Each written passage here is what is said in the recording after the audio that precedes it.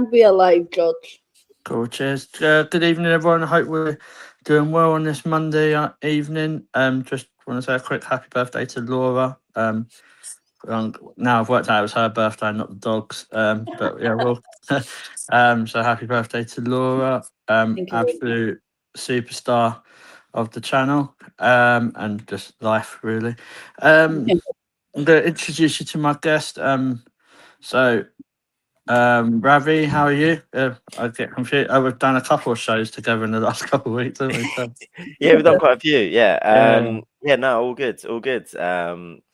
Just had a little bit of a rush coming back from work, have a quick dinner, and get ready for the podcast. no, I appreciate that.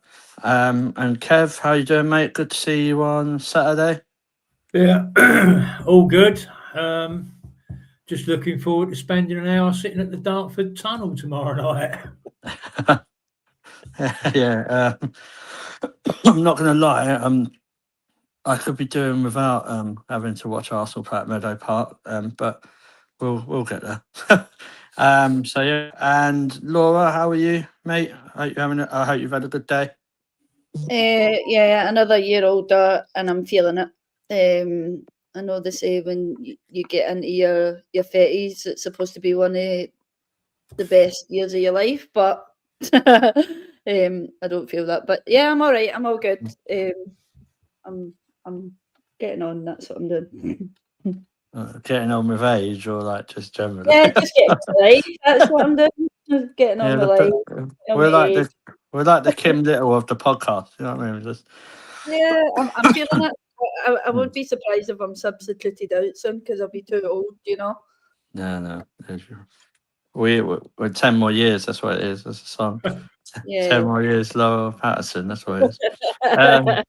So yeah, cool. Well, we potentially could have Darren and Paul coming in a bit. So I just want to say hello to people in the chat. So if there's any comments, Laura, just let me know. Chris is in and Dorian's in at the moment. Hey Chris, hey Dorian, hope you're both good and see you both tomorrow.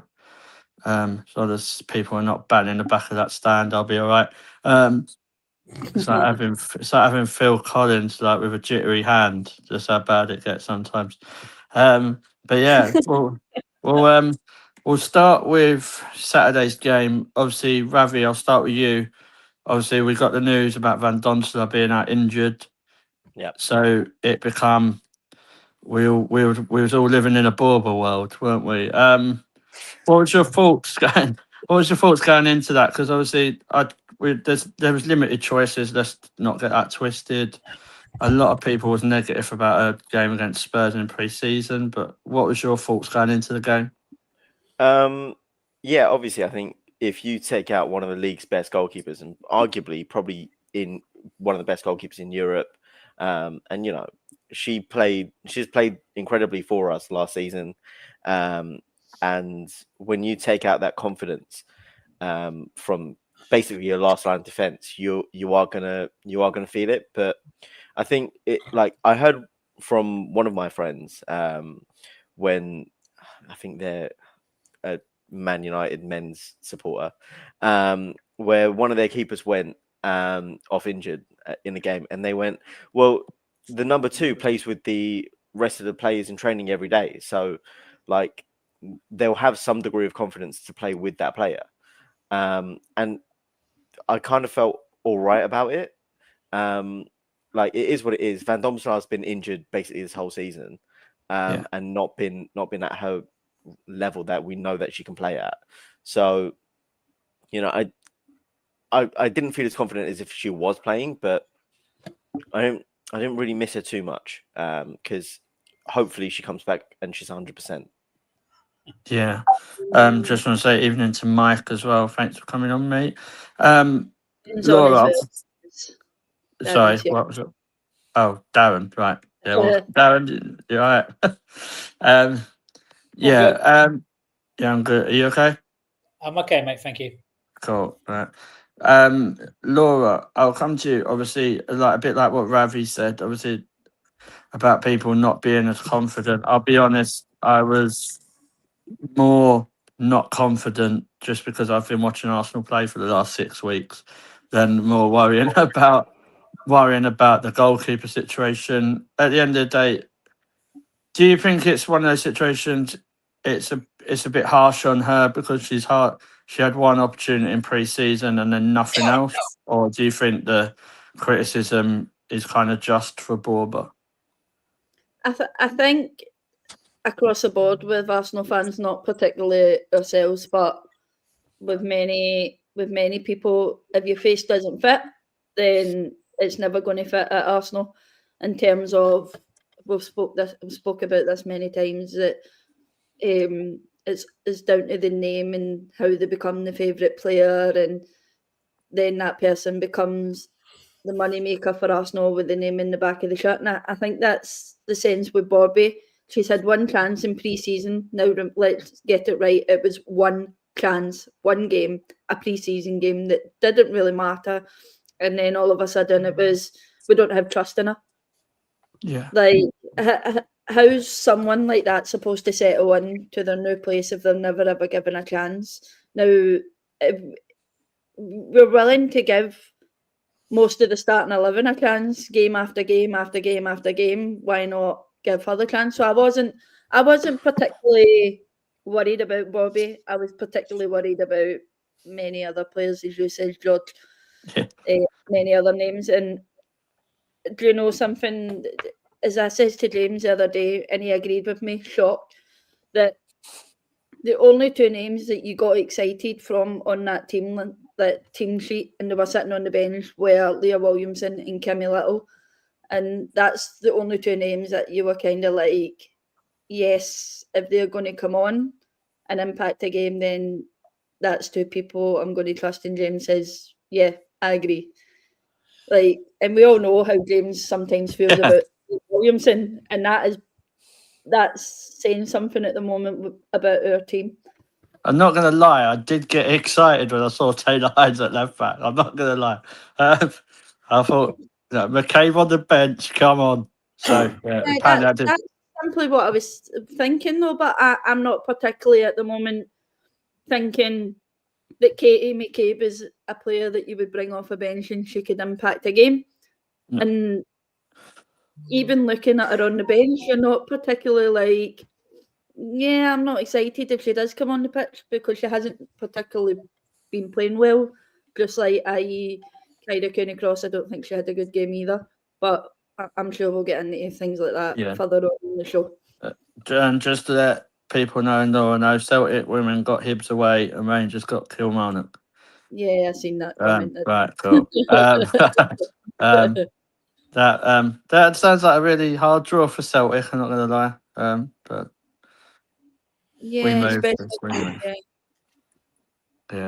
but hopefully it could be a double cup success. I'll come to you, Darren. Kind of, we'll not talk about the goalkeepers much. I think we covered that, but kind of going into the lineup, what was your thoughts with that? Was you happy with it? And obviously, we was all happy to see Leah and Kim back on the bench. But generally, do you think the lineup that was probably the best we could have gone with? Well, firstly, before I answer that question, Jules, a bit more about the FA Cup. I noticed today that Arsenal men drew Portsmouth away. I was so hoping that we would get Boreham Wood. We could all just go over to Meadow Park to watch the men.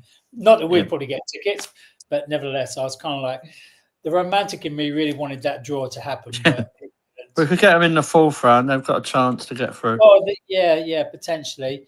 I do want to just quickly touch on Borbay. I think we're being a little bit harsh on her.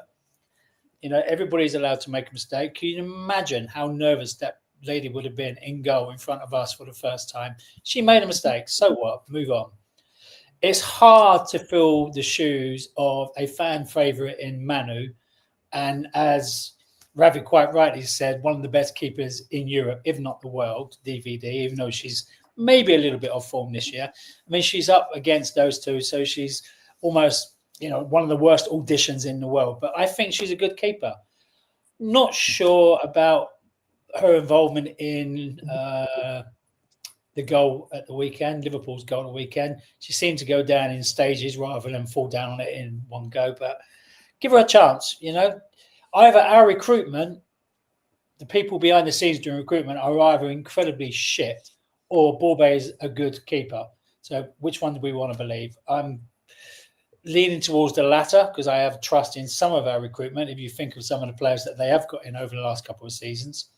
Yeah. Right, George, your question. Sorry, mate, I had to say that. And I just got one. Yeah, I mean, it was fine. I was, like you, very happy to see Taylor start. I almost feel like Katie, she is a good player. We cannot deny she's a good player, but she's off the ball maybe a little bit at the moment. And maybe that's a kick up the backside that she needed, or she needs, I should say, to be dropped every now and again. No matter how big the name, if you're not performing on the pitch, you should be dropped. And that is the strength of the coach. If she hasn't got that strength, then maybe all these rumours that we're currently hearing about some kind of turmoil in the dressing room, maybe there is some truth to that rumour. I really hope not. I think Renee is a really nice person. She's a really good coach. Maybe one or two of the senior players. I was thinking about this today at work. Maybe one or two of the senior players are being quite vocal on our performances over the last week or so, 2 weeks, a month if you wish. And maybe that's where this unfounded rumour, as far as I'm concerned, of she's lost the dressing room has come from. I don't think that's true at all. The lineup I thought was as good as you possibly were going to get. There's no way we was going to see Leah playing on Saturday. Maybe she might come on second half tomorrow night, depending on how the game's going. But in general terms, I think everybody that was on the pitch deserved their place. KCC is an anomaly. She just confuses the hell out of me. She plays so well for Australia. She scored that wonder goal. But she looks lost in our midfield. She really does. So good to see Kimmy Little back. Everybody will agree, I hope, that as soon as Kimmy Little come on, the game almost turned on a pivot. And we seem to exert that control in midfield. And that's what we're missing. There's no Kimmy. There's no Leah Volti anymore. Vicky Palova doesn't seem to be getting a look in at all at the moment. KCC, are we going to persist with her, or are we going to eventually say, actually, you know what, chaps? Thanks very much, but she's probably not quite good enough for Arsenal. I'll shut up now. Yeah, I agree with some of that. I think there could be conversations about Palova for that because, she's not really getting a look in at the minute, and that concerns me a bit more. I'm more leaning to maybe because of where she's had her injury, but I don't know. It concerns me that people like Kyra and Palova probably need to make those positions their own, and that they haven't at the minute. Kev, I'll come to you. Obviously, the only position and the only person I thought that did play, who I didn't really agree with should have played, and I don't think offered anything really in the game, was Frida.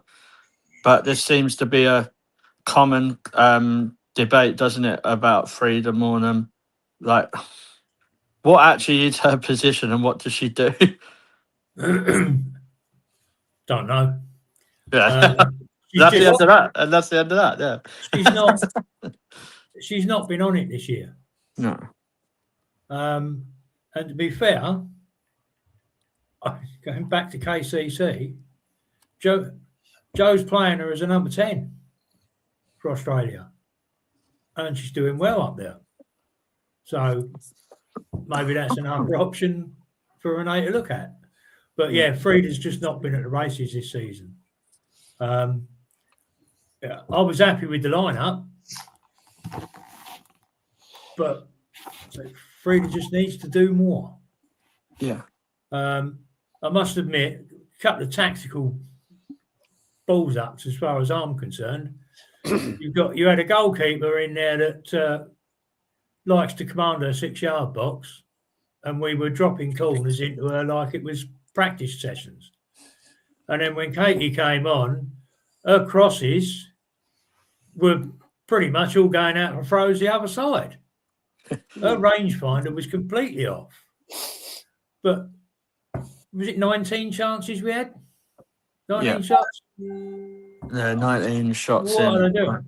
I did say the other week that at some point somebody's going to take a right hammering because everyone's going to find their range. Yeah. But it's taking a bit of a while to come to fruition.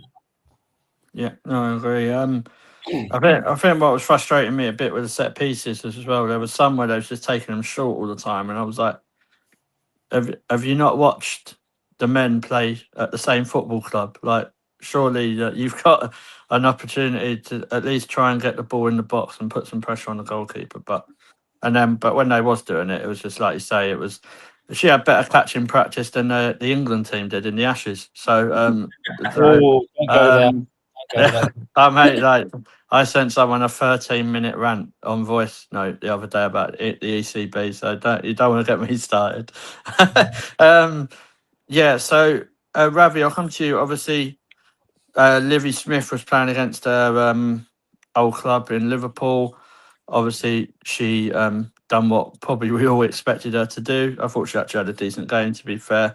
What was your thoughts on Livy Smith? And I think she's just going to nail down that position, isn't she, on herself? But it's just more about the consistency, isn't it? But I think we've got to be a bit, just wait a bit because of her age.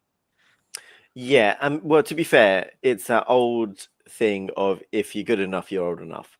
Yeah. And like at the moment, I think she's our best winger. And I don't think that's a controversial take in the slightest. Like in games like this where things can get a bit tight, you're not like fully on form, you're not fully confident going into a game. You need a player that can quite literally just pull out a moment of magic, or do something spectacular to score or like create something. And that's exactly what she did for the goal. Like she looked up, saw the opening in the bottom corner and absolutely nailed it.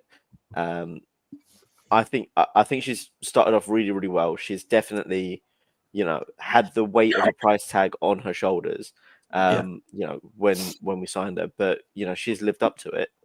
And I think, she's got all the potential in the world, and we're very fortunate to have her, especially with a lot of our other wingers sort of like approaching the 30 mark, where, most wingers tend to really struggle when they go over the other side of 30. So I think, she's started off really well. I'm very happy with her. And, thanks Liverpool for accepting the offer. Yeah. Just to answer Mike's question about the midfield three. Personally, mate, yeah, I agree that Mario should be in the 10. I've said this all season.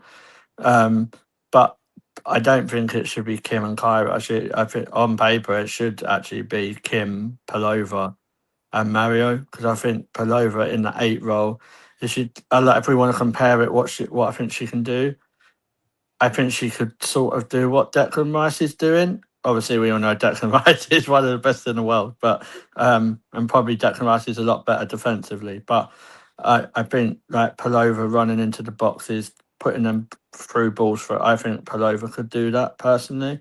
And the only midfield position I think we need to look at is a 6, because funnily enough, we don't have one. Because even Kim. I think with Palova though, but Palova's more likely to go in for a tackle, is where the Kyra Cooney cross seems to back off them. Yeah.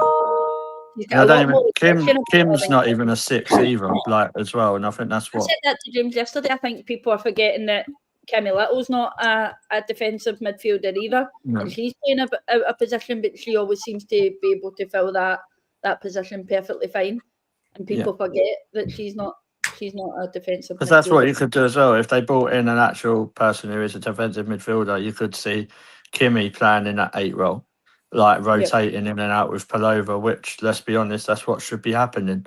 Because, like, when Kim, it's not an if, guys, like, I don't want to break this, like, and break all your hearts before Valentine's Day next year, but Kim Little will be retiring. Like, she's not Dr. Evil out of Austin Powers. Like, we can't freeze her. So she is going to retire. So you've got to replace her, but like with a player who can learn as much as they can from while she's at the club. Do I think the club will do that? They didn't replace Leah Volti, did they? So, or Raffaele. So make of that what you will. Yeah. So kind of, I agree with you as well, Ravi. I think Livy Smith is our best winner. I do think Beth Mead's played quite well recently. I'm not saying she's better than Livy Smith, but I've been one of the people to actually criticise Beth Mead and all that. But I think she's, to be honest, I think she stood up to been counted, like probably more than some certain other winners that are holding hands on the other side, and not really doing much. So kind of credit to Beth there. And just also before I forget, I want to go back to what was so called with the article, Laura. Yeah. Something I've not really heard anyone say is, I wonder if, I don't know, you don't know, none of us know unless we get like Renee on the show, right? That's the only way we're going to know. But maybe people like Leah Williamson and the experienced players are sitting there and thinking, why the fuck should the Arsenal fans put up with performances like this? We should be better. Yeah. That's the only, that no one knows that's not been said. I just can't imagine certain players in our squad sitting there and thinking, "Oh yeah, this is all right." I'm just not buying that. I can't imagine Leah or Kim and even Leslie Russo and players like that doing that. So I don't know what you think on that point. To be honest with you, it's that article baffled me a little bit, because when I look at pictures of the players being put out and videos and things like that of the players, they don't seem like a separated like changing room at all.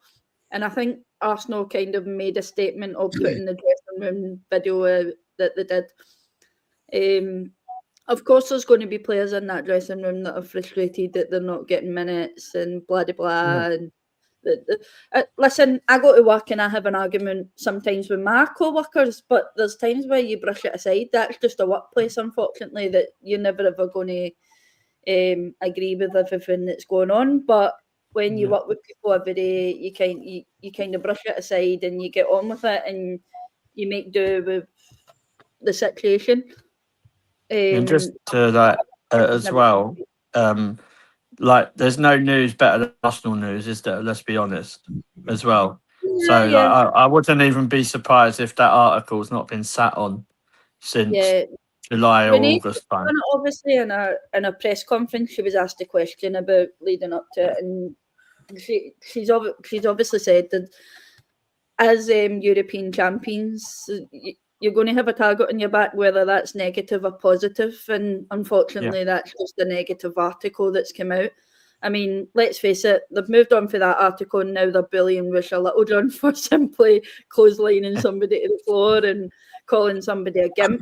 So they've moved on already. So I'm surprised she wasn't in Survivor Series, to be honest, mate. Like it reminded me, but like I did, like before we go into really like slagging off the places where the article was, all I'll say is this come from the same place that said that there was no Arsenal women fans because they went to an Arsenal Tottenham North London derby and went to the wrong pub. Oh, really? Yeah. So like just appreciate that as well. unfortunately, that's journalism for you, innit? Like we've all known through the years, even supporting men's football, that journalism sometimes is going to be a cunt. Sorry for that word, but they're just going to make up excuses after excuses, and unfortunately, it's no news like Arsenal news, is it? Like we there's enough of us that follow the men football on here, but Arsenal, if anything's mentioned in the world, like apparently when we had the news on the budget, it was Mikel Arteta's fault. So like, it's like why people don't know that, it's like, do you know what I mean?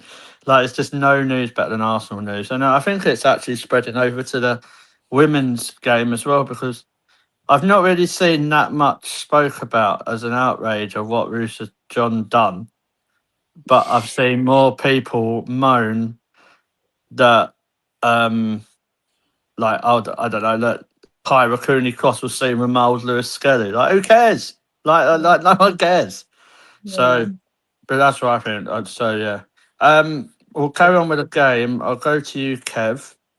Obviously we conceded, but before that I thought we actually looked like we was kind of controlling the game and we should have put away more chances, but once again it was Matrix football hit, didn't it? Like the defense, it was like everything just stopped. But I don't really blame Bore as much So I don't know, like, from an ex-goalkeeper, what's your view on it? I think she just got caught flat-footed. Yeah. When she came out, I think she just got her feet wrong. And if your feet are wrong in that situation, you can't get down. There's just no way, which is why, sort of going down in stages is what it looked like, because she'd got her feet wrong. But I mean, I'd like £1 for every mistake I made when I was playing in goal. To be fair with you on that one though, Kevin, the midfield could have done better. The midfield lost the ball. Oh, She yeah. kicked the ball out. Alessia Russo lost it in the midfield. So the midfield could have done better to protect that ball. Unfortunately, she's already out, kicked the ball out, and the midfield loses it. And then the defence is nowhere to be seen. A lot of Wibben Moyes in no man's land. Well, yeah, but Moyes was in no man's go land. back to one of the mistakes there. Well, the first mistake was Annika's, because she got her fullbacks sat out wide to receive, and she went long. Yeah. They're instantly out of position by a long way. Mm-hmm. So when they came through, Steph Catley's playing Olsen on, and she's miles away. So, yeah, it was one of those things where a lot of mistakes came together to give her a golden opportunity. It's not the first time, though, is it? This is more what my frustration is over the last few weeks. When you look at the goals that we've conceded, like even the goal against, if you go back to the Chelsea game, the Bayern Munich game, as a collective team unit, as a collective team unit, they're not defending as a unit. It's fine putting it down to individual errors, saying Borage could have moved a bit more, or Catley could have done that, or Hines could have done that. But surely, if you're playing as a team, you need to defend as that collective unit. Yeah, but if you're out of position to start with because you're expecting a different play, yeah, you can't recover that quickly. No. But this is the thing. I mean, you see it week in, week out, whatever the game is. If you're going forward and all of a sudden somebody gives the ball away sloppily, you're in trouble. But then you come to expect that from Bobby, especially not getting regular game time, which she should have been, because simply, to me, we've all said it, DVD's been injured most of the season. Bobby should have been in sooner than she has been put in, and that would have maybe have had her in a set routine where we could have switched between them every so often just to make sure DVD was getting the rest that she needed. But we aren't simply to me, looking at it, Renee is listening to the outside noise, and what the outside noise is, i.e. Bobby losing that game to Spurs in the pre-season. Okay, well, the fans don't like it, so we're not clear. The fans don't really like Kyra Cooney-Cross at the moment. They don't think she's performing well. When we get that sorted, we'll put Kyra Cooney-Cross to the side. Pullover, the same. We're seeing the news online that, we don't really like Pullover in that position either, because it's not Leah Walty and blah, blah, blah. So to me, it's like Renee is listening to the outside noise of what the fans are saying, rather than going with her own tactics and what she wants to maybe kind of. Maybe we need to ban her from this show. Sorry? Yeah. She's obviously watching this show. We need to ban her from watching this show. Take no notice of what we say. Do what you want to do. It's all fine. Yeah. But you know the thing about that goal when it was conceded, and Dorian and Kev have already said about the fullbacks being out wide. I think the players, our defenders noted that as well, because as soon as they conceded, Steph Catley and Lotta were straight over to her. I have no idea what that conversation was about, but one would like to think it was, you made a mistake there, young lady. This is what we need to do in future. So it's good that the cohesion between the back line is potentially there, and they are talking with one another. She's a new keeper, as I said earlier on. Give her a chance. I think she's a relatively good keeper. She's not crap. Otherwise, she wouldn't be at Arsenal, I'd like to think. She wouldn't have been at Wolfsburg before that either. She what, sorry? She wouldn't have been at Wolfsburg before that either. She got a lot of games for Wolfsburg The last problem year. is, I think with her is that I think the club see her as a number 3, if I'm honest, and the reason I think they see her as a number 3 is Renee wouldn't be coming out in a thing saying that, oh, we're going to be looking for a goalkeeper in January, and I think they'll go out and buy someone. Personally, I think they should go and sign Badley from Brighton. I think she would be absolutely perfect for what we need at the moment. Because let's get it right, if Van Donster's fit, she plays 90 minutes every week. Like, it's a bit like, I'll come to you, Ravi, just because I know we've spoken about it before. It's a bit like the David Raya situation. If Raya's fit, he plays, doesn't he? Like, and I think that's the same with Van Donster. Do you think there's a similarity to before? I do, although the issue is like we've seen this season, is that when Van Domsla's not fit, she still plays. Yeah. And that's therein is your problem, in the sense of like, if you can't trust your number 2, or what's the point, your isn't it, really? Your number 3, then yeah, really, what's the point? So like it's similar in a sense, but I wouldn't necessarily go for the like comparison with David Raya, in a sense of just like when he's not fit, and to be fair, he is also rested in cup games as well. So fortunately, we've not had to see anyone else step in soon. But unlike last season, at least we don't have a cup-tied goalkeeper on loan. So, yeah, imagine that. Yeah. What club would do that? Wow. How do you mention it? But what I mean is like, what, and I might be wrong, but to me, it looks like that we've got 2, and obviously I'm talking before Manu Zinsberger's ACL. We had 2 players, 2 goalkeepers after that Tottenham game that they didn't trust. For me, that falls on shit recruitment personally, because if you can't trust someone after one mistake in a game, then there's something drastically wrong, because everyone does make mistakes. So I just wonder if there's more in that. I don't know, but like we said, Van Donster has been injured since the semi-finals, before the semi-finals of the Champions League. So that's just what I'm at, Ravi. I'm with it. Like, you got Manu, who, let's be honest, if that mistake was Manu, she would have been shot on the corner flag. And she was getting so much criticism, and then Borba's, people seem to not really like having Borba as a goalkeeper. So what do you do? I think you've got Naomi Williams out on loan, not getting any minutes. I don't know what. If Pete was saying they're that bad, why not play her then? To be fair, all new signings start with like a neutral opinion on how they're doing for the club. Cool. So there is no credit in the bank with Borba to say, okay, we expect this kind of level of performance from you. When we signed Van Domselaar, we were familiar with her from her time at Aston Villa. She came in as one of the bright young goalkeepers in world football. She came in with a little bit of credit in the bank for what she did at Villa, and for the Netherlands as well. Her performances gave her so much credit that if she made mistakes, then people would chalk it off as that's a one-off. That's not her usual level. Yeah. Manu was kind of the opposite of that, where like fans didn't really like her, and admittedly, she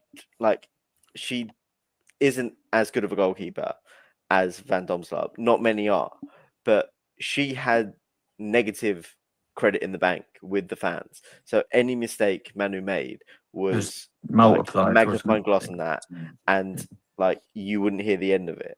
And that probably plays an impact on her confidence as well. Yeah.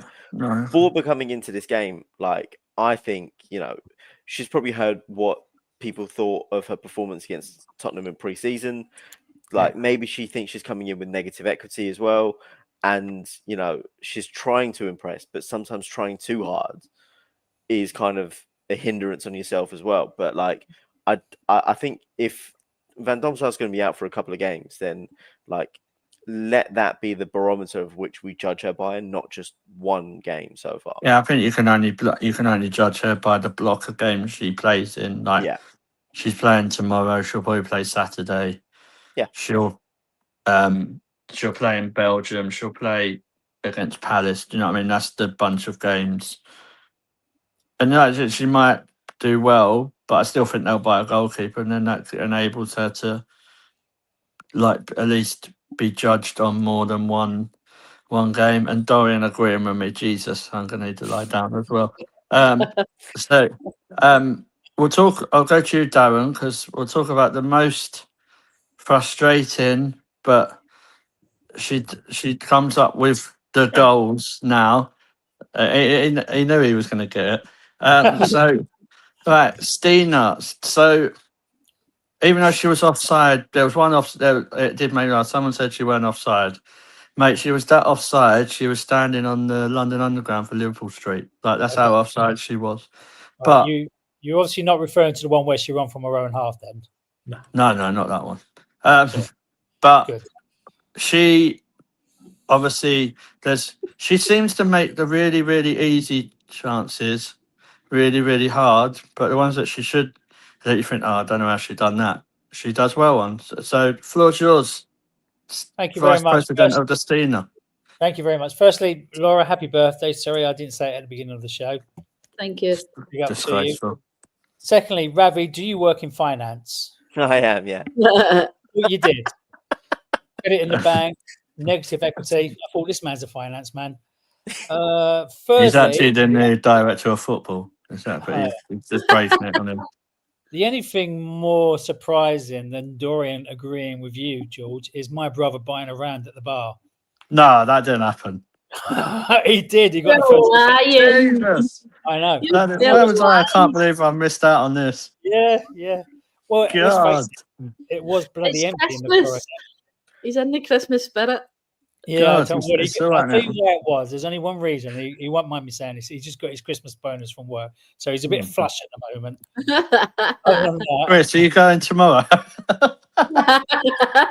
right, okay. So about half hour ago, Dorian told me to sit closer to the mic. Now he's telling me to get away from the mic. Make up I your don't mind. know why you'd listen to Dorian. He'd probably want you to do the Katie Reid dance in a minute. Does Katie Reid dance? Yeah, the Agadoo. You got to the left, to the right. You got to slide to the left, slide to the right. I see what you mean. Not for a while, but yeah. That's the Cha-Cha slide. Yeah. It's a different version. Stina.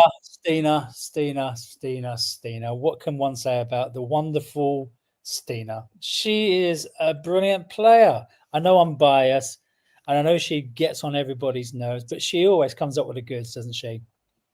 She is an impact player. We've made that quite clear. And I think it might have been Kev that said this a little while ago. Oh, was it Kev? I'm trying to remember. I can't remember. I think it was Kev anyway. The thing with her is if you give her too much time to think about it, was it you, Kev? Yeah, it was. Give her too much time to think about it. Sometimes something doesn't quite compute in her head and she screws it up. If it's instinctive, like it was on Saturday, she just does it. And, my God, that was a wonderful goal. And I'm so pleased for her. The thing about Stina also is I think she gets too much criticism from her own fan base because she's not Alicia Russo. She's not up there, or Leah, or any of those sort of people. She's not up there with the fan favourites. She's just an honest, hard-working striker that knows her trade. She's not the best in the world. We're all going to agree to that. But when you give her the opportunity, she takes it. Hold up, what's James saying? Stina had a solid game. Well, yeah, she did, James. She had a good game. But see, Darren's paranoid. He just thinks when everyone says anything about Stina, they're going to have a go.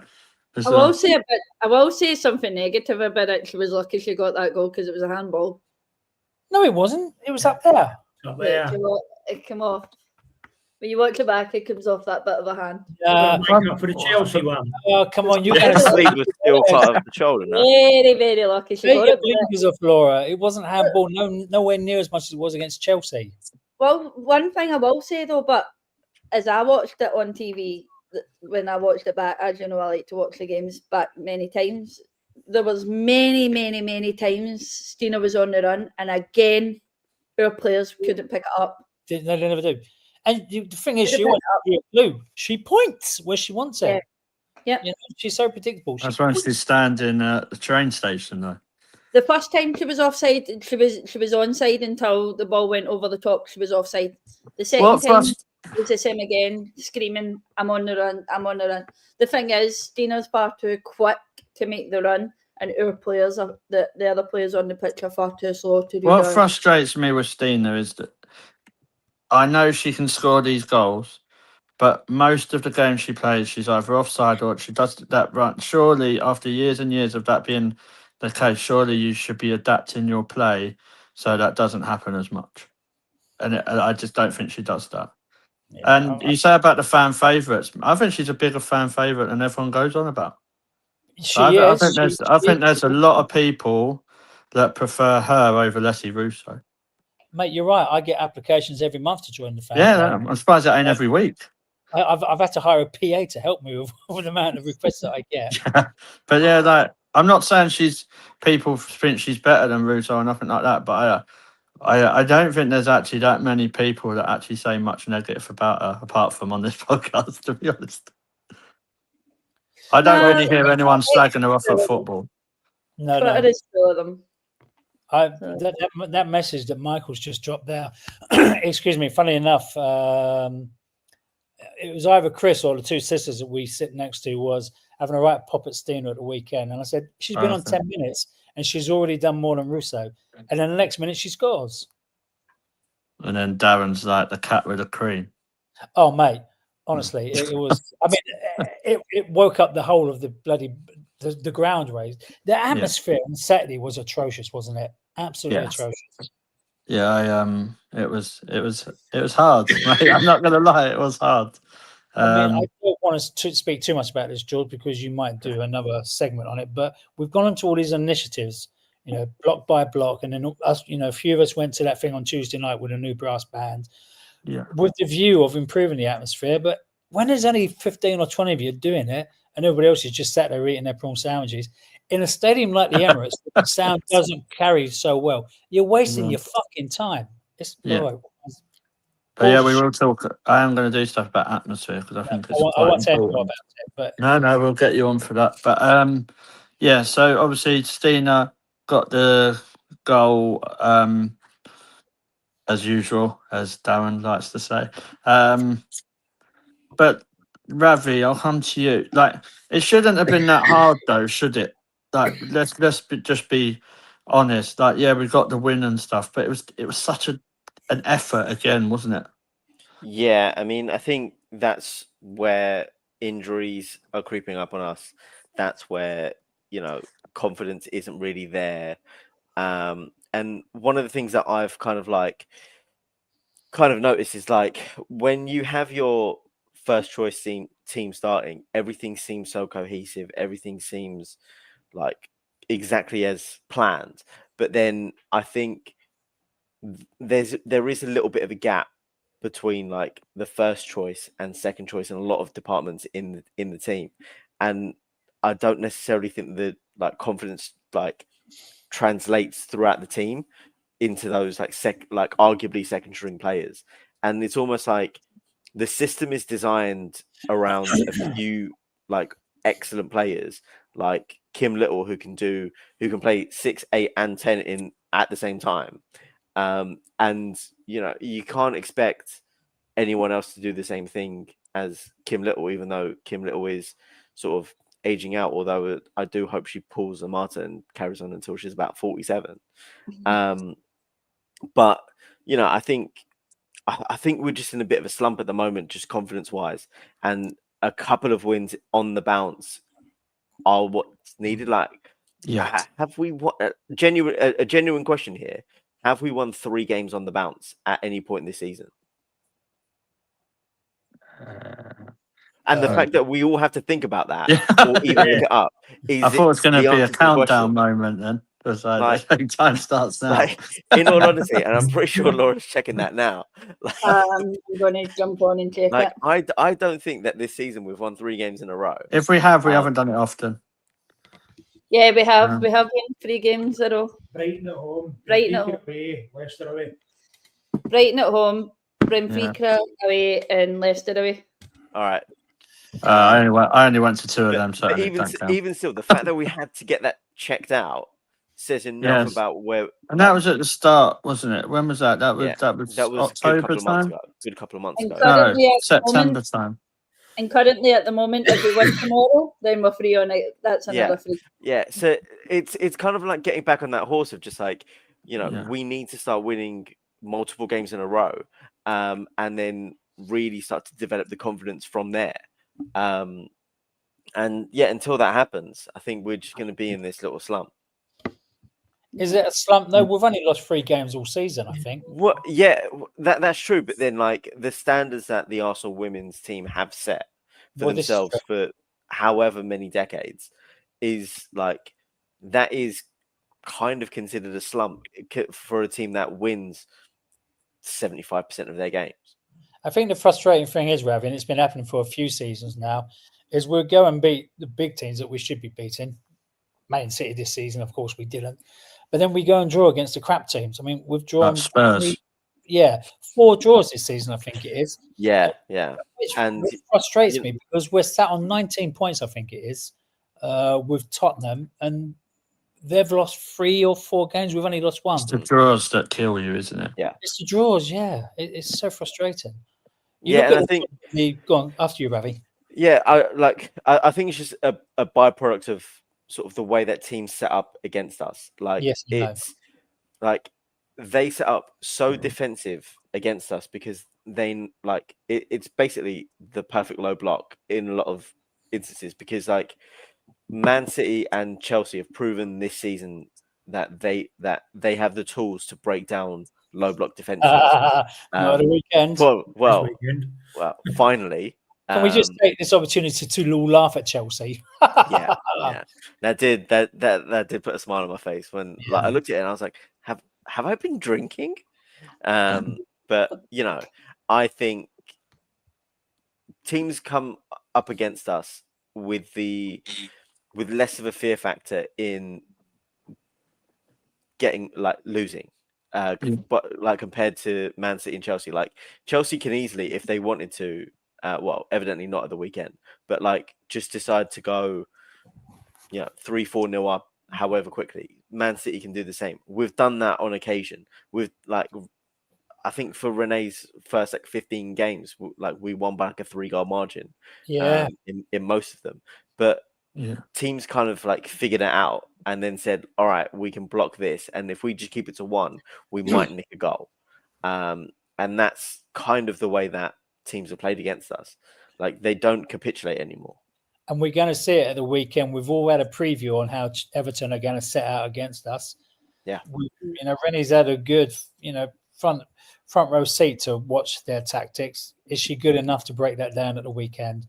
Once upon a time, I wasn't worried about Everton this weekend, but after seeing how they stood out against Chelsea, are we looking at another draw? I hope not. I'm going to that, so.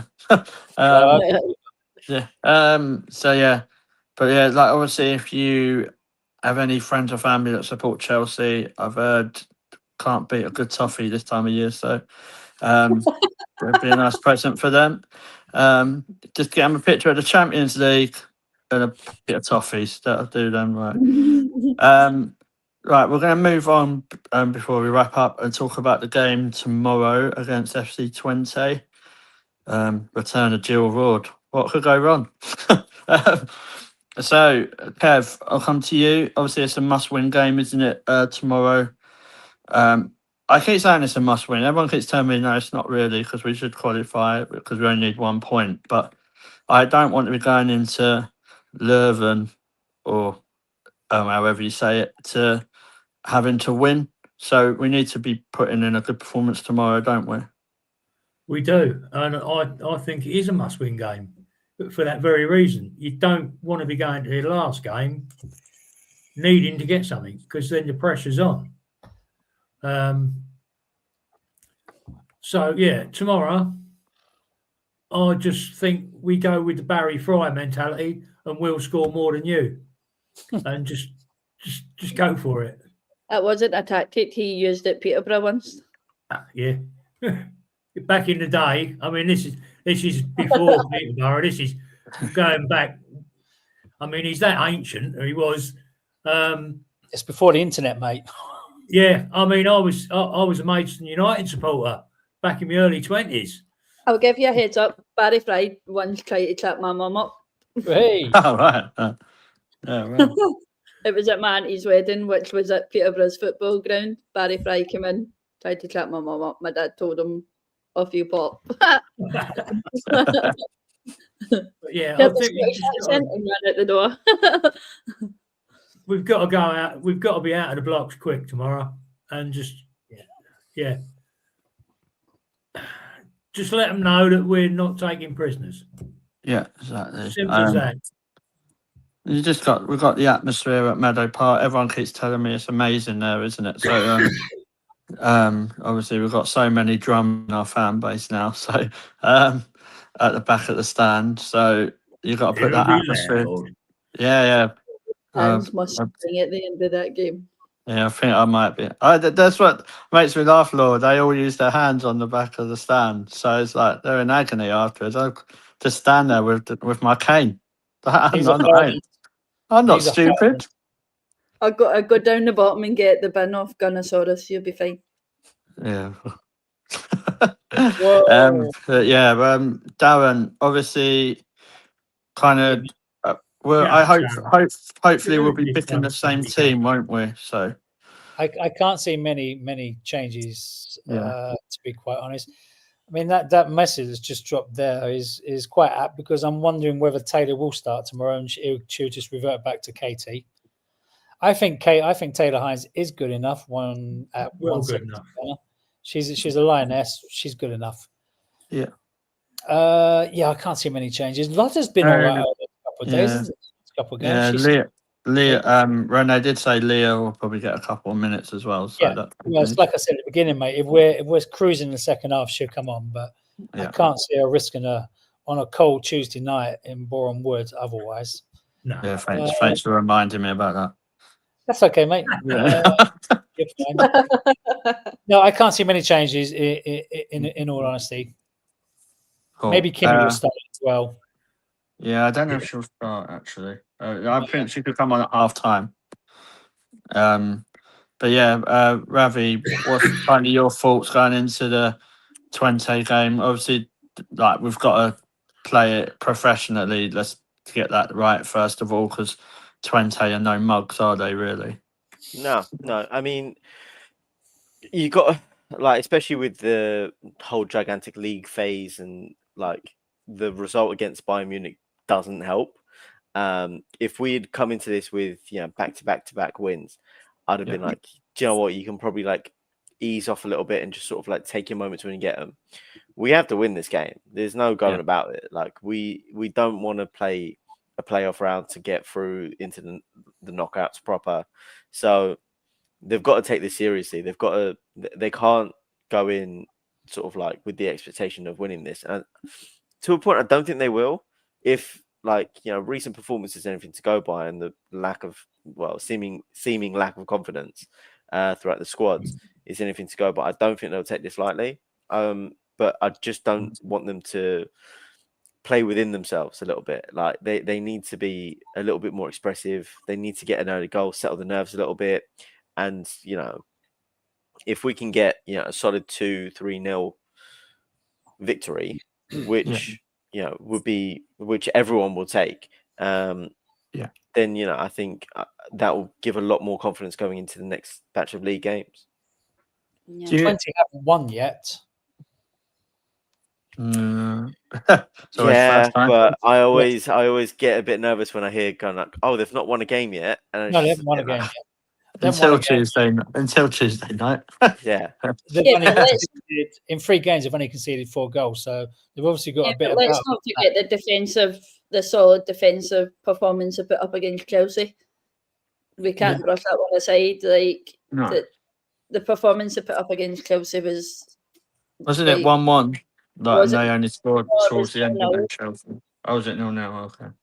Yeah, so I It's going took to be a hard game tomorrow night. It's going to be a Yeah. hard game. It's certainly not going to be an easy game. It's not going to be a Does it walkover. matter if we don't finish in the top 4? Does it matter where you're placed in the playoffs? Like, is it if you finish 8th, you have to play 4th, or does it work like that? Yeah, it's based on seedings, I think. So I think 5th Okay. plays 12th.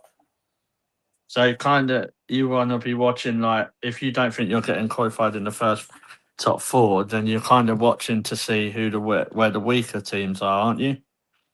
Yeah. Because like if you finish 5th and then someone like PSG or someone finish 12th, you're a bit like, oh, I don't know if I want to finish 5th. Well, unfortunately, right now PSG ain't gone through. Yeah, that's a shame. We could have beat them. The only team with 0 points. I've just seen it. Oh, Yeah. yeah. Yeah. That's because they've got a certain line goalkeeper probably. But yeah, She's too busy writing about it on the goal line too busy on Audible. Whereas Paul's not on because Roma have got 0 points as well. It's probably because Cole's not playing. There we are. Yeah.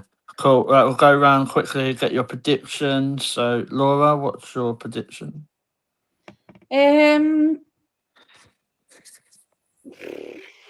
God, good old Arsenal. Standout, I feel. Where you don't even want to make a prediction because they're so unpredictable at the moment. One thing I will say is one person I do not want to see in that pitch tomorrow starting in that lineup is Frida Manham. I do not want to see Frida starting. Yeah. I will say that. I'm going to go 3-1 Arsenal. I don't think we obviously will concede. So we will. I don't trust it that we won't concede. So yeah. I've just noticed James' comment. I do like your husband. He's a good lad. What is that, the 4-0 Steiner one? Yeah. He's delirious because he has to watch when he sees Steiner play. He thinks, oh, I wish Rangers had someone like that. That's what it is. They could be dealing with somebody like that. I think Celtic could be dealing with somebody like that as well. You got Ian Nacho, haven't you? I suppose. Who? Yeah. Is it Ian Nacho or whatever his name is? I don't know. Well, that's what he's doing. Right, Kev, what's your prediction? I'm going with the head this week instead of the heart. I'm going to say a 3-2 win. I think it's going to be tight. Cool. I think they're going to make us sweat again. Well, they do that every week. So, Darren? 1-0. To who? Arsenal. Oh, right. 1-0. I was just checking. Let me guess, Steiner. Yeah, go on then if you want to. Oh, well, that's not what I want. I don't really care. If Borba scored, I wouldn't get him, mate. Cool. Ravi? I'll back what I said earlier. I'll say 2-0. I find it really funny that the only person who don't think we're going to win is the host. Sure. No, I just think it will draw. I don't know. I'm not really. I'm watching Saturday. I know you want the team to win, and I do want us to win, but just defensively, Twente are not any mugs. So I don't know. I'm going to go 1-1. Put it all down to Belgium. No. And we'll all be too drunk to even know what's going on. So. Oh my God. It's next week. Yeah, next week, I think. Oh. So, yeah. Cool. Just want to say thank you to everyone in the chat. Obviously, all your support is really, really appreciated. So that's from off the top of my head. That's James, Dorian, Mike, the new man, Chris himself. The all changing Chris. So yeah, and just anyone else that has commented, really appreciate it. Ryan as well, thank you. Just want to say thank you to my guests as well. Darren, thank you for coming on. Really appreciate it. Yeah, sorry I was a little bit late. Apologies for that. That's all right. Yeah, you weren't as late as Paul. Yeah, fair I'm only joking, Paul. But yeah, hope everything's all right. Or you could be as late as Jack was, because about a couple of months ago he said, "Yeah, I'll be on." He ain't been on since. So yeah, Jack is busy too lad. busy. Jack is too busy rubbing shoulders with the likes of Jem Beattie nowadays. He's too good for us. Yeah, no, us mere peasants. So, Yeah. Kev, thank you as always. Really appreciate it. Always a pleasure, mate. Cool. Laura, thank you for all your help as always. Happy birthday. I really appreciate you doing this on your birthday as well. Yeah, very welcome. Hope you enjoy the game tomorrow and make sure you all wrap up warm because it will be a cold one. I don't want you all coming back with a cold or anything because Yeah, I've only just got rid of mine. we don't get a show for about 3 weeks. So yeah. The only ones so who answer the poll are on the show, so that's fine. So yeah, thank you. Are you at Man United, Laura? unfortunately not. We're going to Okay. do the Chelsea game, so we're Right, going to no do away. worries. So we're Cool. yeah. So yeah, we'll see you soon anyway. And Ravi, super sub Ravi, thank you as always. It's No worries. like the Steiner of the podcast, but you normally on side more. So yeah. Well, I came on like I logged on just before 7 o'clock, so I was just on side for that one. Yeah, exactly. And that's just so in case people don't know, that's Ravi that's really good at FPL because he just dropped it in the conversation when we were doing a show, just nicely casually. So, but I think I don't know, I'm catching him up, if not ahead of him. So I think you might be ahead of me. yeah, Phil Foden saved me, so I didn't think I'd be saying that. Just before we go, Catherine has Yep. dropped me a caffeine stat of the day if anybody's interested in it. Go on then. Not Arsenal related, in Chelsea's last league loss 4-3 to Liverpool, 1st of May 2024, the opposite keeper made 3 saves. In Chelsea's most recent league loss, 1-0 to Everton, the opposition keeper made 6 saves. The last time an opposition keeper made more than 4 saves against Chelsea was the Champions League this season. The opposition keeper had 14 saves but conceded 6, and that was St. Polton. There you go. Cool. I can sleep tonight now. Over there. Cool. So we will be back tomorrow because there is a watch-along. I ain't told Ryan that, but there you go, Ryan. There's a watch-along. So yeah, we'll be back tomorrow for the watch-along for those who can't make it. So yeah, remember to hit that subscribe button and really appreciate your support. So all have a lovely evening and we'll catch up with you soon. Good night. Good night all.